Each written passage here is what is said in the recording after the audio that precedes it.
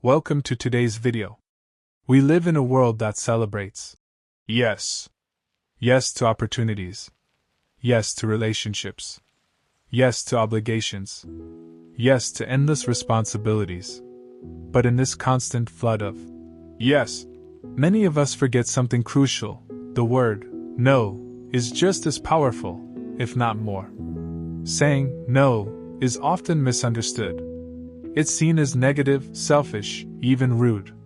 But in reality, no is the shield that protects your time, your peace, and your life's direction. We live in an age of constant demands. Say yes to work. Say yes to friends. Say yes to opportunities. Say yes to distractions. But here's the paradox. By always saying yes, we end up living less. The truth is, every yes is a commitment of your energy, your time, and your life.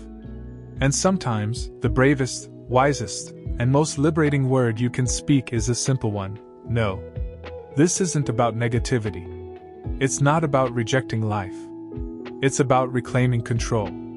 Over the next minutes, we will explore why humans struggle to say no, the psychology and philosophy of refusal, powerful stories of people who changed the world with their no, everyday situations where saying no transforms your life, how to say no without guilt, anger, or fear. And throughout, I'll invite you to pause, reflect, and ask yourself, what in my life deserves a no right now? In this video, we will dive deep into the philosophy and psychology of saying no. We'll explore why people struggle to say no, the hidden benefits of refusal, real-life scenarios where no saves you from regret, how to say no without guilt, stories of leaders, philosophers, and everyday people who mastered the art of refusal. And by the end, you may realize that every no is not just rejection, it is an act of self-respect and clarity. Why is it so difficult to say no? From the moment we are children, society teaches us compliance. When we agree, we're called polite. When we obey, we're praised. When we go along with others, we are rewarded with acceptance. But when we resist, when we question, when we say no, suddenly, we are seen as difficult. This conditioning shapes us as adults. We say yes to jobs we don't want, yes to social gatherings that drain us, yes to favors that burden us. The fear behind this is simple: rejection. We fear disappointing others. We fear conflict. We fear being unloved or abandoned if we set boundaries. But what is the cost of always saying yes? The cost is that your life becomes a patchwork quilt made from other people's expectations instead of your own choices. How many times have you said yes but felt resentment inside? How many times have you agreed, but later regretted it? How often have you sacrificed your peace for someone else's approval? This is the silent suffering of those who fear no.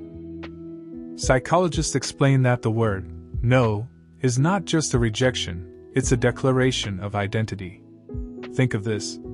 Every time you say yes to something, you are saying no to something else. Usually, that something else is your own rest, your own growth, your own happiness. Studies in cognitive psychology show that people who struggle to say no often experience higher levels of stress, burnout from overcommitment, lower self-esteem, because they live for others instead of themselves. But those who master the art of refusal often display stronger confidence, clearer goals, healthier relationships. Saying no is not about rejection, it's about choosing what truly matters. Psychologists tell us that boundaries define identity. Without them, we become shapeless, directionless. Saying yes to everything makes you a mirror. You only reflect the demands of others. Saying no makes you a sculptor. You carve your own shape, your own life. Every no is a choice, a boundary, a declaration. Consider this. When you say yes to overtime at work, you might be saying no to dinner with family. When you say yes to toxic people, you're saying no to your own well-being. When you say yes to instant pleasure, you're saying no to your long-term goals. Saying no isn't just rejection. It's affirmation, affirmation of your deeper priorities. Let's look at a few powerful stories from history and philosophy. Socrates. The Greek philosopher was offered a chance to escape prison after being sentenced to death. Friends begged him to say yes to life and run away. But Socrates said no. Why? Because his philosophy taught him to respect the laws of Athens. His refusal to escape made his ideas immortal. Buddha. Siddhartha Gautama, before becoming the Buddha, said no to the palace life of luxury. His refusal of wealth, power, and comfort led him to enlightenment. Rosa Parks. In 1955, Rosa Parks said one powerful word: no. She refused to give up her bus seat because of racial segregation. That single act of refusal sparked a movement that changed history. Galileo Galilei, when forced by the church to deny his discovery that Earth revolves around the sun, Galileo famously whispered, "And yet it moves." Even under pressure, he said no to falsehood. Steve Jobs. Known for his obsession with simplicity, Jobs often said no to features, designs, and distractions in order to create products that changed the world. His mantra was simple: innovation comes from saying no to 1,000 things. These examples show us, saying no is not weakness. It is courage. It is clarity. It is sometimes the very act that shapes the future. Now let's bring it to everyday life. When is saying no the wisest choice? No to overcommitment. Imagine agreeing to every request, every project, every meeting, every invitation. Your calendar becomes a battlefield, and your energy is the first casualty. Saying no to excess commitments gives you the gift of time. No to toxic relationships. There are people who drain us through manipulation, negativity, or control. Saying no to their demands is not cruelty. It is self-preservation. No to instant gratification. Every day, temptations call us: junk food, endless scrolling, impulsive spending. Each time we say no, we train discipline, we strengthen our will, we invest in a better tomorrow. No to unnecessary work. Not all tasks matter. Some are busy work disguised as productivity. By saying no to low-value work, you say yes to your deeper purpose. No in family and friendships. Even with loved ones, boundaries matter. A gentle no teaches respect. A constant yes invites exploitation. No to consumerism. Society tells us, buy more, own more, chase more. But true wealth comes from saying no to excess and yes to simplicity. No to social pressure. Friends may push you to fit in. Colleagues may pressure you to follow the crowd. But growth comes from saying no to conformity and yes to authenticity. Take a moment. Think about your own life right now. What is something you're doing out of guilt, not choice? Where are you saying yes but secretly wishing you could say no? Who in your life takes more than they give? Now imagine this: what if you said no? What would you gain back? Time, peace, freedom, dignity. Sometimes the act of saying no is not about pushing people away. It's about returning to yourself. Different philosophical traditions have reflected on refusal. Stoicism. The Stoics taught that freedom lies in control over desires. Saying no to impulses is saying yes to reason. Marcus Aurelius often wrote about saying no to anger, fear, and excess. Christianity. Jesus said no to temptation in the desert. His refusal became a foundation of his spiritual mission. Islam. Fasting during Ramadan is a month-long no to indulgence, creating discipline and empathy. Buddhism. Detachment from desires is key to peace. Every no to attachment is a yes to liberation. Hinduism. The yogic path is full of no's. No to harmful thoughts, no to harmful actions. Minimalism in Japan. Zen philosophy treasures simplicity. Saying no to clutter is saying yes to harmony. Existentialism.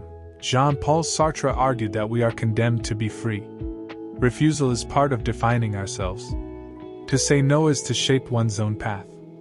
In philosophy, no is not negativity, it is the power to live deliberately. Across cultures and religions, refusal is sacred. All traditions recognize that no is not emptiness, it is purification. Now, the practical side. How do you say no without being consumed by guilt? Here are strategies. Be clear and kind. Say, "Thank you for thinking of me, but I can't commit right now." Don't over-explain. The more excuses you give, the more others may push. A simple no is enough. Offer alternatives. If possible, suggest another solution. "I can't help today, but perhaps next week." Practice in small ways. Start by saying no to little things, extra tasks, small favors. Slowly it gets easier. Use polite firmness. "I appreciate the offer, but I cannot commit." Don't apologize excessively. Too many apologies weaken your boundary. Be brief. The longer your excuse, the easier it is for others to argue. Practice small no's. Start with minor requests. Build confidence. Remember the yes behind the no. You're not just rejecting something, you're protecting something greater. Guilt comes from thinking no as rejection, but it is actually redirection toward what truly matters.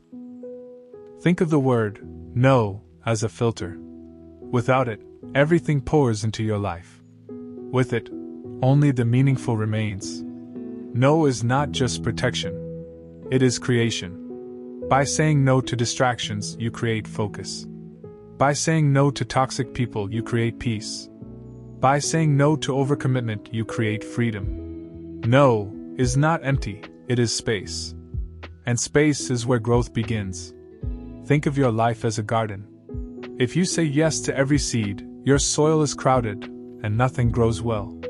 But if you say no to weeds, no to distractions, no to unnecessary plants, your garden flourishes. No is pruning. No is focus. No is strength. The world will always try to take your time, your energy, your peace. But the simple act of saying no is how you reclaim it. So the next time you're pressured to say yes, pause. Ask yourself, does this serve my values? Does this align with my purpose? Will this bring me peace or regret? If the answer is no, then say it boldly. Because every no to what doesn't matter is really a deeper yes to what does. So I ask you again, what deserves a no in your life right now? Where have you been giving away your peace too cheaply? Who or what is stealing your energy without your permission? Remember, every no you say to what doesn't matter is really a deeper yes to what does. Say no to distraction. Say no to exploitation. Say no to regret. And watch as your life transforms into something clearer, lighter, and more authentic. Thank you for watching. If this video made you reflect on the power of saying no, consider subscribing for more philosophical insights. And remember, sometimes the smallest word, no, carries the greatest strength. And remember, the smallest word, no, can carry the greatest freedom.